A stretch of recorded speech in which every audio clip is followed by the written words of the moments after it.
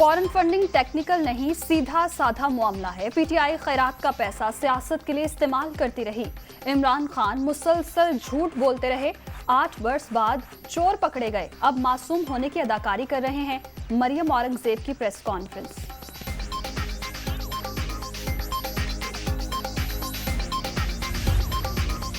ममनुआ funding case FIA ने तहकीकात शुरू कर दी। पीटीआई के सीनियर रहनुमा महमूद रशीद की 11 अगस्त को तलबी। आम इंतखाबात अपने मुकर्रर वक्त पर होंगे। 2023 की इलेक्शन मुहिम को नवाज शरीफ लीड करेंगे। इमरान खान ने कौम के साथ खिलवाड़ किया, ठोस शवाहिद मौजूद। फॉरेन फंडिंग केस को मंतकी अंजाम तक पहुंचाया जाएगा। हमजा शहबाज की लंदन में गुफ्तगू।